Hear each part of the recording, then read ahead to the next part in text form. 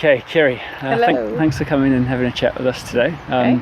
Really just wanted to get an overview of kind of what's happened for you since you've joined Cheltenham Running Club, but also beforehand. You've just run the Cheltenham Half Marathon. I did, yes. We're all pretty stoked with the result there. It was a really good result. Yeah. Really pleased. So what were you doing before you found Cheltenham Running Club? I started running about a year ago. I had this crazy idea to tick one of my bucket lists and to partake in the London Marathon. Brilliant. Which I did for charity and raised £2,000 for Dr. Bernardo's children's charity. Had done no running before. No running? No Come running, on. Not since school. No. So you'd never just gone for a jog? No, if I did, I'd half killed myself. Yeah, okay. And that must have been hard to build up from pretty much from scratch. Did you follow Couch to 5K or did you I did Couch to 5K first. Yep. Just downloaded it on my phone and just went out on my own. Yep. Sometimes I took my kids with me. We did a bit of running together. That's April. That's like you ran through winter. Yeah, that was really tough. Yeah. Really, really tough. So when I'd finished the Couch to 5K, I downloaded another app, a full marathon training app. Cool. And again, once I'd sort of reached that stage, it was a bit too much for my kids to come with me. Of course. My husband wouldn't come with me either.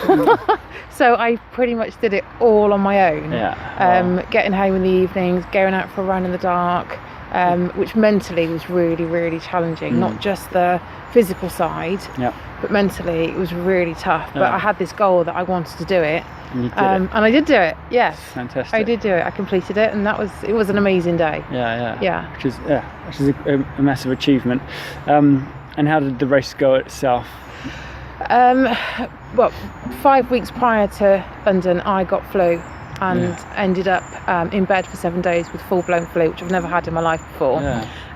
So I never reached my peak week. So I peaked at 18 miles instead of the 20. Yep.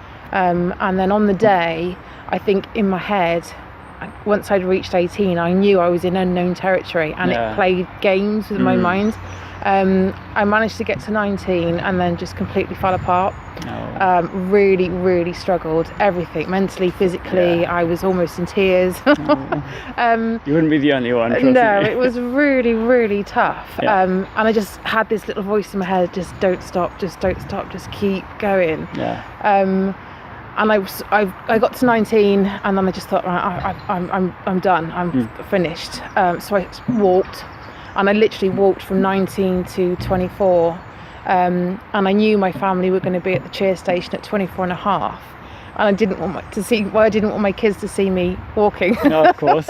There you go. So I started running again. And then I saw them, they cheered me on. My boys actually ran along with me. Oh, brilliant. And got me through that last 2 and a bit miles. But it was the hardest thing I've ever done. Really good, really tough. Well tough. So what happened after that then, after the marathon? You must have been broken for a while, I couldn't walk at all for about 3 days. Literally just like frozen in bed, solid every time I moved. My legs were really sore.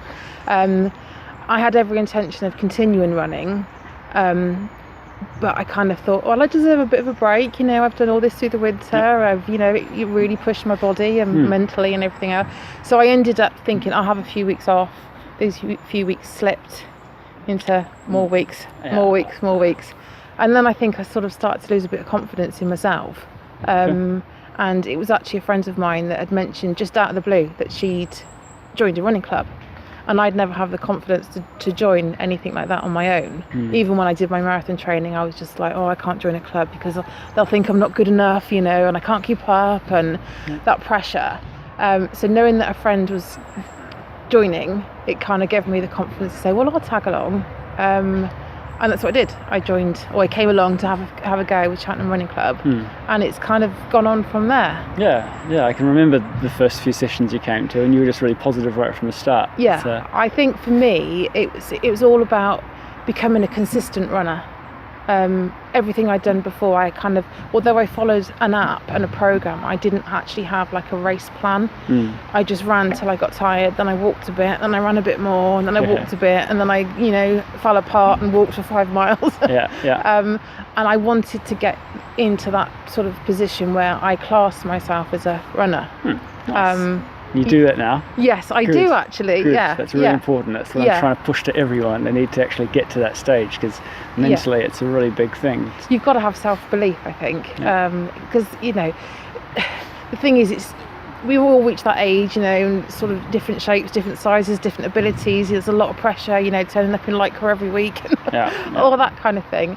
But what I found with Cheltenham Running Club is that everybody is so supportive of each other and accepting of each other, and holding hands with people, not literally, but along the way each run is just fantastic. And I haven't felt under pressure or embarrassed or not able in any of the sessions I've attended. Yeah, excellent. Yeah, it really is a really nice group, and obviously a lot of that has come from the number of people who would class themselves as beginners joining the club. And thankfully that's also led to some faster runners as well as Couch 5K speed members. So it's been brilliant.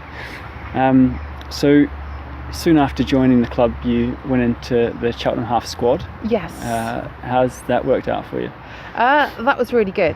It was a completely different experience to the full marathon training, because I was in a squad. And I think mentally that preparation was really important for me.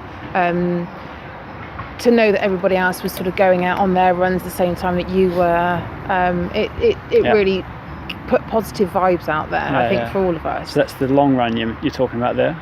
I think all of it. I think because we're building gradually together, even the tempo runs, we're sort of doing our races each Thursday, and we're in groups. We're doing our long runs on Sundays or at the weekends. It's nice to, although not be over competitive, it's nice to see the progress that everybody's making, because we're all aiming for that same end result. Yeah, that Facebook group really made it obvious, didn't it? If you weren't at a club run, or if someone's done a run by themselves, often they'd post it on Facebook, and you would see Lee and Sarah commented on that, actually, that you see a stream of people who have done their long run. You haven't done yours yet. It's like, slight bit of pressure there, like, come on, Kerry, you need to get up and you need to go and do yours, because you don't want to fall behind. But then again, when you do it, even though if you did it a day later or 2 days later, once you put your post up, it was like ping, ping, ping with all your notifications. Everybody jumps straight on and congratulates you and tells you how well you're doing, and and then you feel really good about yourself. It's amazing how well that's happened. I mean, I've not told anyone to do that, but they've just gone for it. So it's a really great bunch. But so building up to the half, you had some challenges as well. I mean, you went away on holiday like a lot of people do in school holidays. I had a whole month, a whole 4 weeks with no running. Oh my God. And I went with every intention of running whilst on holiday. It didn't kind of come off. No.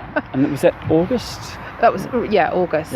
So the week before holiday I was busy, and then 2 weeks away, then a week after getting back into the swing of things, and before you know it, it's 4 weeks you've missed. And I really felt that, actually. I find it's slow to build up your levels, but it's so quick to lose it. So how do you think you got around that, because you actually had a really good Cheltenham Half in the end? How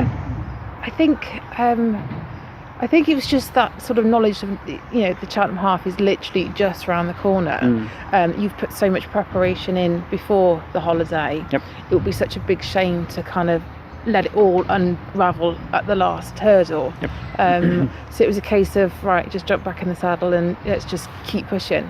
And then I think I spoke to you to readjust my my programme, because I'd lost a lot of speed by having that 4 weeks off. That's right. So that worked, and to know that it can be tweaked, nothing's set in stone. That kind of gave me a bit more confidence to think, okay, well, maybe I might not do the time that I thought I was going to do, but I'm still going to get round. But actually for me it ended up really well, and did a really good time. Because what time did you think you were going to do? I thought I would be around 2:40, 2:45. And I did it in 2:30. Fantastic. Bang on. And that was in my head. That's what I wanted at 2:30. Wow. So I did do it. That's brilliant, isn't it? And I mean, based on that marathon you did, so a straight conversion from a marathon to a half marathon, the time would have been 2:51. Wow. So I mean, that's 20 minutes faster. Which is huge. Like, it's easy to overlook how big that is. Because it's different. It's not a marathon time, it's a half marathon time converted. So I mean, you really did make massive progress, and I guess think about what could have. We don't want to dwell on this, but what could have been if you hadn't had practically a month off. It's amazing. You might have knocked even more time off. Yeah, maybe shave a couple of extra minutes, but there's always next one. And it's exciting to think of what you've got to look forward to next year with that in mind. So what is next? I've got quite a few things booked. I've got the 10k squad for the big 10k in November in Bristol. So training for that at the moment. I've also got I think it's an 8k the week before in Tewkesbury. There's a few of us doing that. There's not a huge amount of us. But that'll be sort of like my warm up for the 10k. I think that's the way I'm looking at it. So and then I have actually I found out this week that I didn't get in on the ballot for London. So I've signed up to do the Birmingham full marathon. Oh my god. Cool. Yes, go for it. All right. I've got this strange obsession now with running. That's fantastic. Okay. I really enjoy it. Cool. We need to talk about rebuilding distances. Yes, we do. We need to go back to the drawing board. That's cool. And I'm really looking forward to the 10k, blasting that first, and then look on. I think for me, that's now I've got the consistency, which is what I set out. That was my aim, was to become a consistent runner and sort of be able to tackle these events and run the whole distance. Now I know I can do that.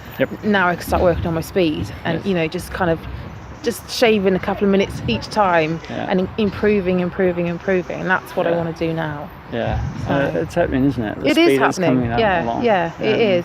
And considering I only joined the club sort of 3.5-4 months ago, the improvement is massive. I can really feel it. Well, it's just, I was about to say consistency. Apart from the holiday, you've been really consistent, haven't you? You've been coming along to a lot of the sessions and sticking to your plan when you're here. So well done. Thank you. Anything else that you'd sort of like to mention about the club just in general? I think it's just really important to sort of to put it out there how wonderful this club is. It's made such a huge difference to my running, and I think that sort of stigma that I had prior to joining the club, I'm not good enough, I'm not quick enough, I'm not slim enough, I'm not fast enough, that just doesn't apply in Cheltenham Running Club. Everybody is so lovely, so supportive. We're just like a big family, big running family, and I think that's had a huge impact in my success. Fantastic. And I'm so glad I joined. Oh, good. Well, thank you very much. Thank you. Thank you, Conor.